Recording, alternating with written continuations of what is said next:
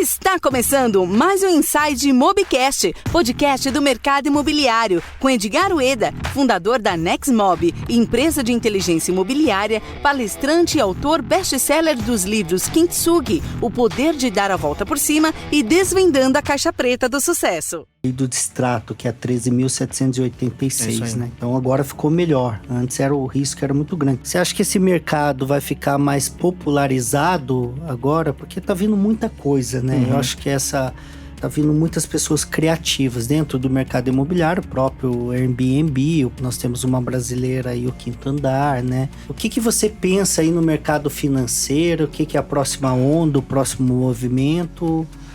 Ou você acha que vai ser muito difícil chegar tão logo? Não, tudo está acontecendo de uma forma muito rápida. É o que você disse, novas empresas, novos unicórnios surgem.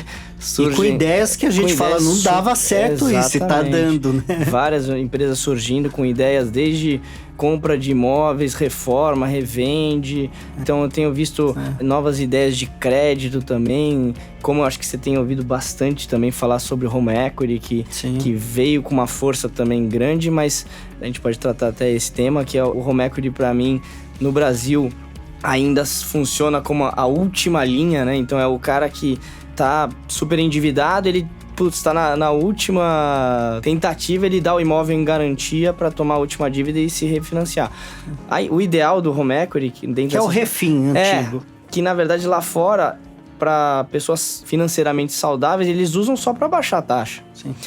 Os Estados Unidos faziam essas pedaladas o tempo todo, né? Ele refinanciava 3, 4 vezes o seu próprio imóvel, né? Exato. Isso a bolha surgiu por causa disso. E no Brasil, infelizmente, por conta de burocracia, cartório principalmente, você não consegue ter a agilidade de uma fintech, né? Que é aquela coisa de ter uma plataforma digital, beleza, você vai lá, cria o seu produto que era para ser digital, você, tem uma ideia fantástica, mas aí chega na hora, tá bom, vamos lá, É só a captação do leads que fica digital, porque depois vem a burocracia e tudo engessa. Que a gente opera, cartório demorando 6 meses, imagina, você toma um financiamento para ser ágil, e aí acaba, então, tem algumas amarrações de custo Brasil, que, como eu dei um exemplo de cartório, que às vezes impedem um pouco a agilidade dessas empresas que vieram para ser super, hiper, mega tecnológicas e caem nesse tipo de barreira, né? Mas eu vejo, que nem você comentou, crowdfunding, eu vejo algumas eu só citei coisas como modelo, né? Mas não vejo com relevância. Sim. Não acho, assim, no momento tem uma coisa ou outra que surge, eu converso um pouco com o pessoal, criando esse tipo de operação, mas o que eu continuo acreditando que veio para ficar com muito mais força, que ainda não é como é lá fora, é o mercado de capitais. Então, se realmente a gente manter esse nível de taxa, eu acho que tem muita oportunidade para fomentar o mercado como um todo, desde pequenos projetos, tomada até o dinheiro entrar até em momentos anteriores, né? Porque hoje, que a gente falou, a gente entra no momento de vendas, de obra, carteira performada, mas quanto mais maduro esse mercado ficar, o dinheiro começa a entrar em momentos anteriores. Então, até na compra do terreno, lá atrás, o cara já começa a se financiar e ter uma movimentação via mercado de capitais bem interessante. Porque, querendo ou não, o mercado imobiliário ainda tem uma relevância muito forte dentro dos bancos, né? Então, quem fomentou todo o crescimento sempre foi, de forma muito mais forte, o mercado bancário, concentrado aí na mão de 5 bancos. Sim, Você tem uma carteira, se eu não me engano, de crédito imobiliário hoje, que deve ser uns 600 bilhões de reais, quase concentrada, caixa econômica muito forte, né? Principalmente no popular.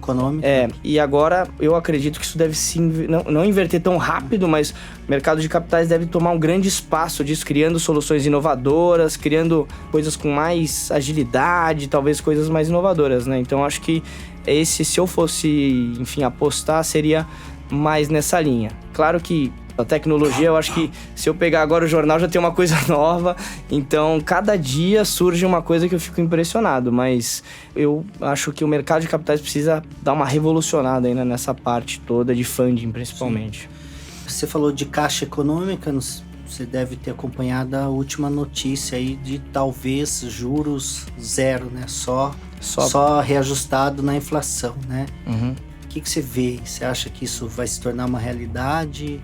Porque o que eu entendi é que basicamente ali, você tem uma parcela fixa E qual que é o meu receio, né? Que na verdade, imagina, você tem algum problema no país, a inflação, ela dá um pico de novo, e aí quem acaba se ferrando vai ser a Caixa, porque, de novo, a inflação joga tudo pra cima, ela não tinha proteção da inflação nessas parcelas. O que eu acho que eles devem fazer é, do outro lado, eles comprarem títulos públicos indexados à inflação. É exatamente isso. E aí ele acaba fazendo esse hedge, né? O lastro, tem que então ter o lastro, ele emite né? esse financiamento aqui desse lado, que possibilita ter uma previsibilidade maior, né? Então você tem aquela parcelinha fixa, você sabe quanto você está pagando, não é aquela coisa reajustada por TR, não, tem a parcelinha fixa. Sim. E do outro lado eu acho que a Caixa vai se proteger. Mas esse é o caminho que foi, pelo menos o discurso dele foi esse. E vamos ver a aderência, eu acho que é mais simples de entender, né? O tomador sabe exatamente quanto vai pagar, não tem susto de TR normalmente é pequenininha, mas vai que ela aumenta um pouco e aí a parcela acaba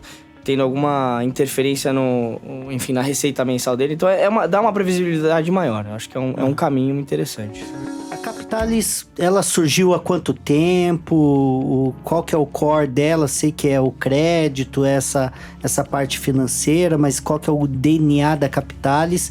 E onde que as pessoas encontram o Luiz nas redes sociais, no site? A Capitalis, ela tá no mercado há mais ou menos uns 9 anos. E ela tem um lema bem interessante que a gente acredita que o crédito é um bem comum. O que quer dizer isso? Na verdade, a união do investidor, né, e do tomador, ela acaba sendo... Você acaba com os intermediários no meio. Então, o que a Capitalis vem? Qual que é a nossa missão? É fazer justamente essa união do mercado real com o investidor, um pouco assim, pensando qualificado já. Qualificar, já, você dá a possibilidade do investidor buscar esses ativos de crédito. Sim. Aqui junto ao mercado, né? Então, só entendeu como que o sistema bancário funciona. Você tem um poupador, né?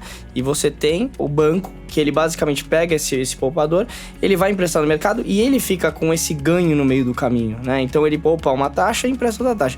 E aí, nossa missão é basicamente todo o ganho dessa operação de crédito, ela acaba ficando com o próprio investidor e nós somos remunerados por administrar essa operação, esse patrimônio todo. E então a Capitalis serve como essa plataforma de crédito mesmo, com várias linhas de negócio, inclusive o mercado imobiliário, e também nós hoje da Capitalis a gente presta muito serviço para o mercado de crédito como um todo, desde gestão de fundos de terceiros, isso é legal. Temos uma parte de sistema muito robusto, que as outras empresas buscam o nosso sistema para ajudar em conciliação, em tudo. Então, toda a órbita do crédito, a Capitalis atua de uma forma muito forte hoje. Para acessar o site, qual que é o endereço, Luiz? Para saber mais. www.capitalis.com.br. E nas redes sociais? As redes sociais é Capitalis no LinkedIn e basicamente essa. E você? Eu tô, enfim, no LinkedIn Luiz também. Felipe Gerabi. É possível fazer dinheiro sem dinheiro? Isso é uma pergunta interessante, né? É possível, eu acho que... Principalmente no mercado imobiliário. Você consegue empreender sem dinheiro. Claro que você precisa de dinheiro, mas precisar. Não necessariamente precisa ser o seu, né? Você, assim, sem nenhum recurso, eu acho mais complicado. Eu acho que é sempre interessante, principalmente quando o investidor olha o empreendedor, ele gosta de ter um alinhamento de interesse. O que quer dizer isso? Que a gente brinca, colocar na reta, né? Então, basicamente o cara... Não é cenoura na frente só. O cara colocou um pouquinho de risco... O investidor fala, putz, legal, esse cara já colocou um pouquinho de cascalho aí na brincadeira. Vai querer que dê certo. Vai querer que dê certo. Ele não é o marinheiro ali que tá só olhando e qualquer coisa ele fugiu. Então, é sempre interessante ter esse alinhamento de interesse, seja um pouco de recurso aí envolvido no projeto que ele tá desenvolvendo. Não sei se você já leu A Arte da Guerra. Sun Tzu. Ele tem uma parte interessante, né? Leva os soldados à beira-mar e solta na praia. E depois ele retira, né, os navios. E aí o recado final é o seguinte: ou você luta pra vencer ou você vai morrer, porque não tem mais navio pra voltar, né? Exatamente. Então é mais ou menos isso, o comprometido na história. Exato. Né? A gente falou dos fundos e falou do fundo clássico, né? Aquele tijolo, que normalmente ele está muito associado a imóveis comerciais, shopping center, industriais, logísticos. Exato. Por que não ainda no residencial? Residencial, eu até estava lendo um pouco hoje mais cedo, está existindo já uma modalidade que é imóveis residenciais para locação. Então, vacation, nos Estados Unidos é muito comum, né? Esse existe a parte do fracionado, mas eu estou falando da própria locação única mesmo. Tá. Eu vi hoje, então... O mais forte sempre vai, por enquanto, comercial, industrial, como você disse, porque você tem esses imóveis com contratos de locação mais longos. Como um build-to-suit. E atípicos, né? Então, quer dizer, atípico é aquele contrato longo, que qualquer problema que der, você tem certeza que você vai receber aquele contrato inteiro e tem uma previsibilidade para o investidor interessante. Mas porque o contrato faz que ele, se ele sair antes, ele vai ter que pagar o resto do... Então, você dá essa segurança jurídica aí para o investidor.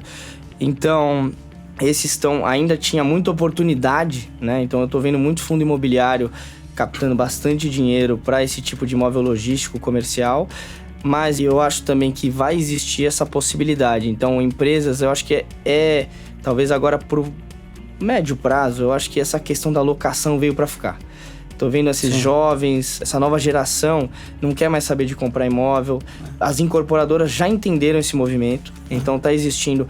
Obviamente, existe o fracionado, que é uma situação mais específica, mas eu acho que existe essa questão do incorporador desenvolver empreendimento e começar a alocar, e aí esses fundos entrarem para desenvolver esse tipo de operação junto. Ficou mais barato alugar do que comprar? Vamos um exemplo, você tem um imóvel de 3, 4 milhões, né?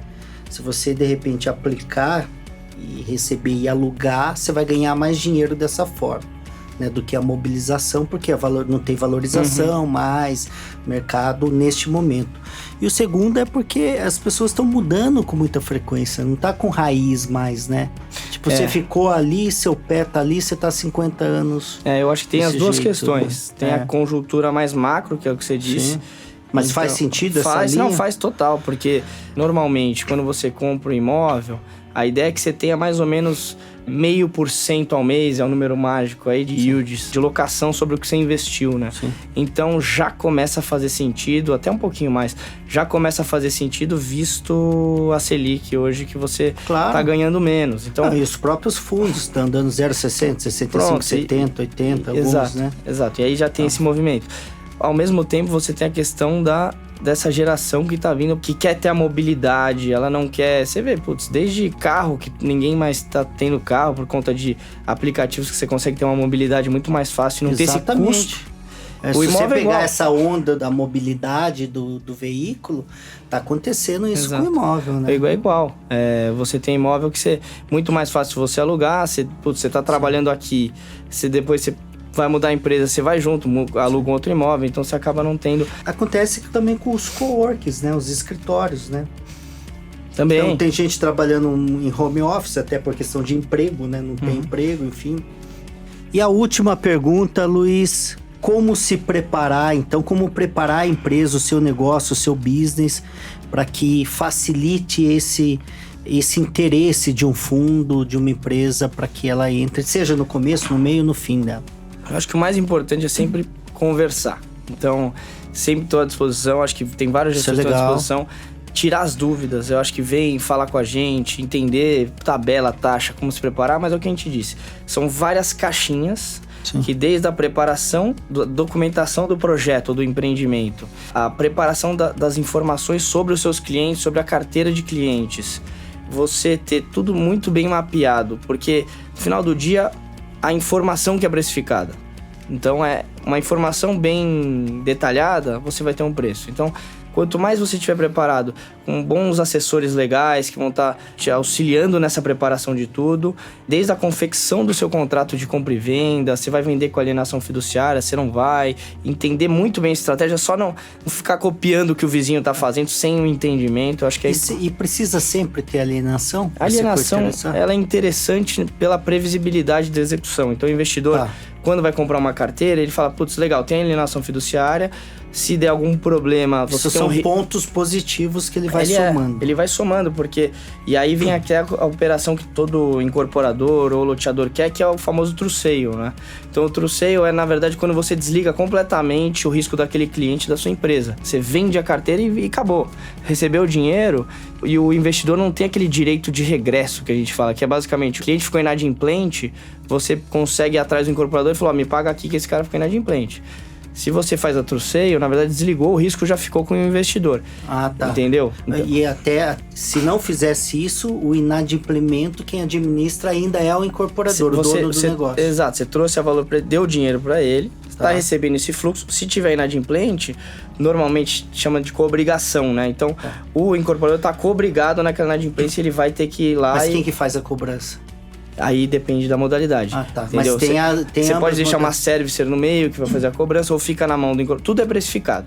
Tá. Então, cada caixinha vai chegar num preço final. Então, colocou uma servicer que vai fazer a cobrança independente, putz, legal, já melhora um pouco. E aí você consegue chegar no true sale, que é desligar aquela carteira e vamos pro próximo. Sim, então esse é o sonho do... sonho né? de todo mundo. Então já tem esse movimento acontecendo. Luiz, fantástico, eu quero agradecer mais uma vez esse podcast. Nós falamos de muitas coisas aí para educar, melhorar e profissionalizar o nosso mercado. Obrigado pelo convite, fico muito feliz de poder participar e tô à disposição de todos aí, responder perguntas.